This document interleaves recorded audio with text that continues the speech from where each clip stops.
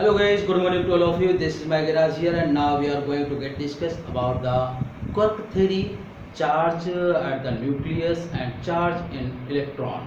तो साथियों अब हम डिस्कस करने जा रहे हैं कि क्वार्क थ्योरी क्या होती है, क्वार्क क्या होते हैं। तो सबसे पहली चीज क्वार्क।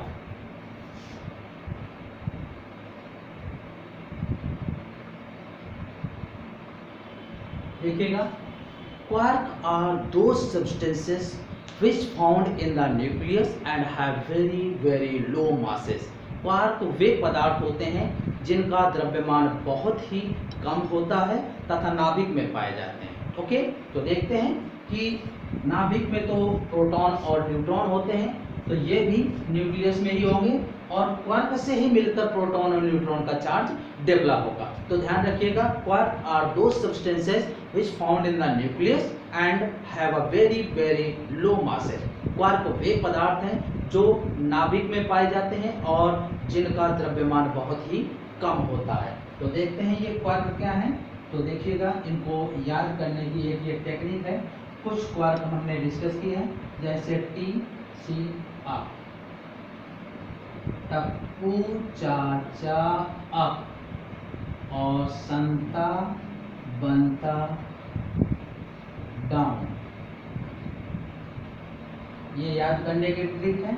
इसको टी से टॉप, सी से चार्म और अप, एस से स्ट्रेंज, बॉटम एंड डाउन। इनके नाम ही ऐसे ही हैं और ऐसे ही याद करना है। इस पर +2/3 E चार्ज होता है और इन पर -1 E/3 चार्ज होता है। ध्यान रखिएगा, चाहे टॉप हो, चाहे चार्म हो, चाहे अप हो, इन प्रत्येक में 2E/3 और ऐसे स्ट्रेंज बॉटम हो या डाउन हो, प्रत्येक में -1 E/3। तो हमें बेसिकली अप एंड डाउन इन्हीं की आवश्यकता पड़ेगी और इन्हीं का उपयोग करके हम चार्ज की वैल्यू निकालेंगे। तो देखते हैं कि ये कोई एटम है और एटम में ये न्यूक्लियस है, नाभिक, और नाभिक में होते हैं प्रोटॉन और न्यूट्रॉन, और इलेक्ट्रॉन जो है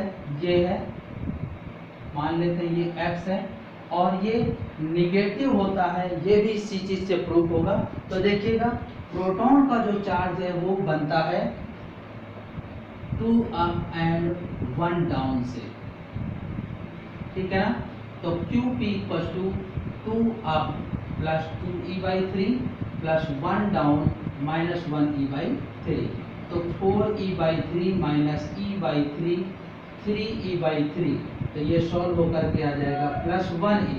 इट मीन्स प्रोटॉन पर कितना चार्ज होता है, +1 E। ये आप जानते हैं। इसी तरीके से न्यूट्रॉन का जो चार्ज होता है 1 अप एंड 2 डाउन, इससे मिलकर बनता है।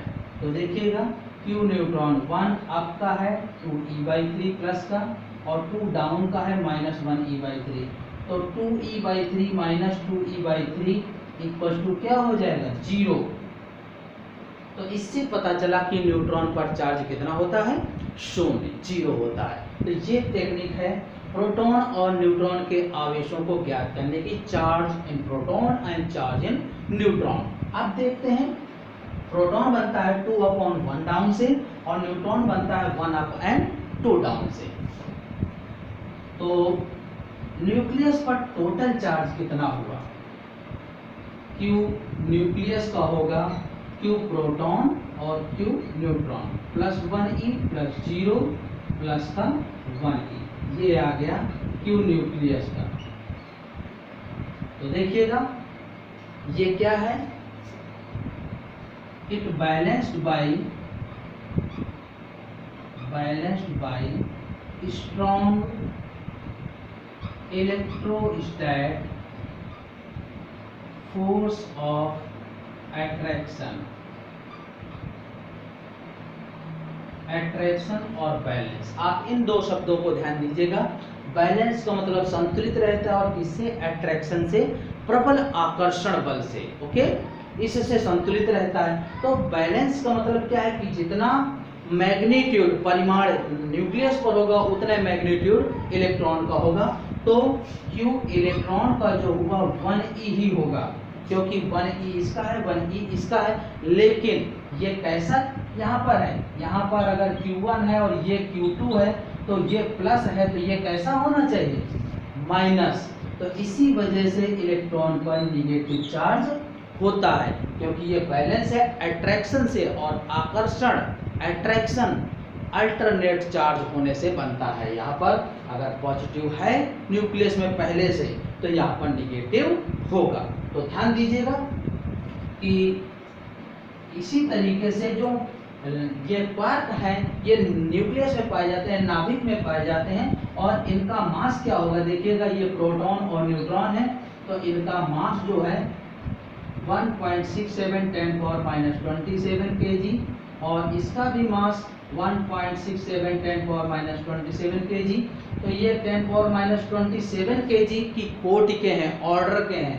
तो इलेक्ट्रॉन का मास जो होता है, मास ये 9.1 × 10⁻31 kg का, ये इनसे भी छोटा है।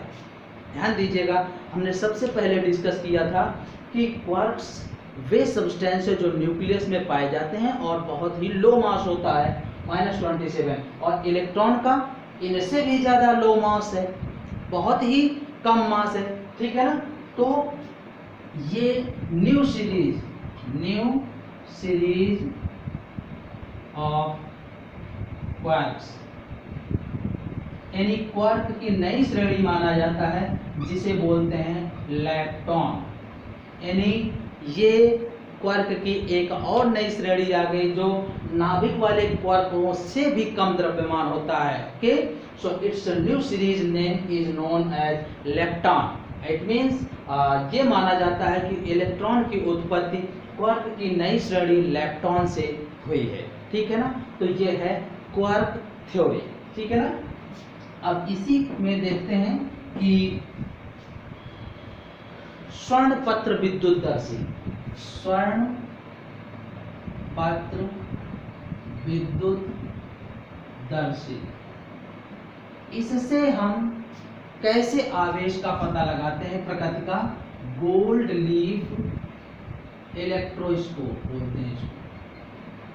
तो इसमें क्या होता है, देखिएगा कि ये जैसे एक कांच का पात्र होता है, और इसमें ये कोई मेटेलिक रॉड है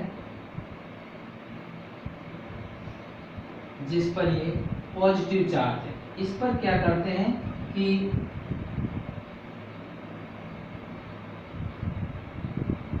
ये स्वर्ण की पत्तियां लगा देते हैं, बहुत ही पतली पत्ती स्वर्ण की, गोल्ड की।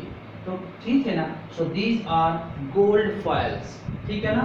और बेसिकली अब गोल्ड जो है ज़्यादा कॉस्टली होता है, तो इसको रिप्लेस करके आप एल्यूमिनियम की फॉइल भी यूज कर सकते हैं, एल्यूमिनियम की पत्तियां, ठीक है ना। तो अब हम जिस रॉड पर हमें चार्ज पता करना है, ये कोई प्लेट है, और इस पर चेक करना है कि कैसा चार्ज है, पॉजिटिव है कि नेगेटिव। तो देखिएगा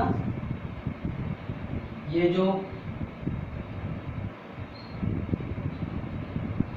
गोल्ड फॉयल है, इन पर ये इस तरीके का पॉजिटिव चार्ज था, तो ये रिपल्सन की वजह से ऐसी शेप में थी, प्रतिकर्षण के कारण। अब जब हम इस प्लेट को इसके पास लाएंगे, और अगर ये प्लेट पहले की पोजीशन से ज़्यादा फैल जाती है, more stretchable with respect to before condition, पहले की स्थिति से, तो इसका मतलब इसमें जैसा चार्ज था वैसे ही चार्ज का अमाउंट और बढ़ गया है। Means same type charge increases in this plate, so this plate will be positive, मतलब सिमिलर टाइप का चार्ज था तो पॉजिटिव चार्ज था। अगर ये पहले की पोजीशन से और सिकुड़ गए ऐसे, तो इसका मतलब ये हुआ कि प्लेट क्या हुई, ये गोल्ड की जो फॉयल थी, स्वर्ण पत्तियां, ये आकर्षित हुई, अट्रैक्शन बना। और अट्रैक्शन तब बनेगा जब इसमें कुछ नेगेटिव चार्ज आएगा, पहले से अपोजिट चार्ज आएगा।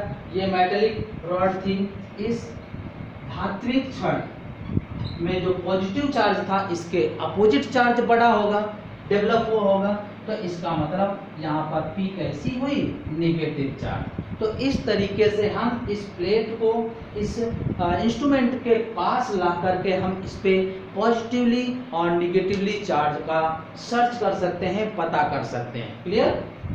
चलिए इसी साथ में अब हम कंडक्टर, सेमीकंडक्टर एंड इंसुलेटर इनके बारे में जान लेते हैं। तो कंडक्टर यानी चालक, इंसुलेटर अचालक एंड सेमीकंडक्टर अर्धचालक।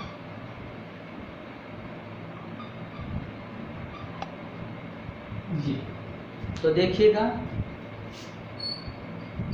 ये होते क्या है, ठीक है ना। तो ये जो कंडक्टर है जो इलेक्ट्रिसिटी को कंडक्ट करते हैं, यानी जिनमें धारा का प्रवाह संभव होता है, चालक कहलाते हैं। Those substances which conduct electricity called conductor। और इन अदर वर्ड्स, दूसरे शब्दों में हम ये भी कह सकते हैं कि वे पदार्थ जिनकी प्रतिरोधकता बहुत ही कम होती है, those substances whose resistivity is very low is called conductors। और इनकी रेजिस्टिविटी 10⁻² से 10⁻8 ओम मीटर होती है, और सिग्मा जो होती है 10⁻2 से 10⁻8 ओम इनवर्स मीटर इनवर्स। और ये हैं कॉपर, सिल्वर, गोल्ड, ये होते हैं, ठीक है ना। इसी तरीके से इंसुलेटर दो substance which doesn't conduct electricity, यानी वे पदार्थ जो विद्युत धारा का प्रवाह जिनमें संभव नहीं होता। और इन अदर वर्ड्स दो substances whose resistivity is very high, यानी वे पदार्थ जिनकी प्रतिरोधकता बहुत ज्यादा होती है, अचालक कहलाते हैं। और ये इनके एग्जाम्पल हैं प्लास्टिक, रबर, लकड़ी, वुड, ये। और सेमीकंडक्टर दो सब्सटेंसेस हुज कंडक्टिविटी और resistivity lie between conductor and insulator, यानी वे पदार्थ जिनकी प्रतिरोधकता चालकों और अचालकों के बीच में होती है। तो ये है semiconductor 10⁻5 to 10⁻6 ohm metre.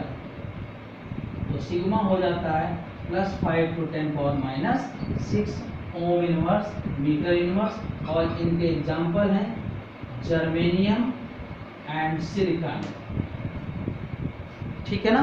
Carbon की जो एनर्जी गैप है वो 6 इलेक्ट्रॉन वोल्ट के अप्रॉक्स आ जाता है, जो कि 3 इलेक्ट्रॉन वोल्ट से ज़्यादा होती है, ठीक है ना।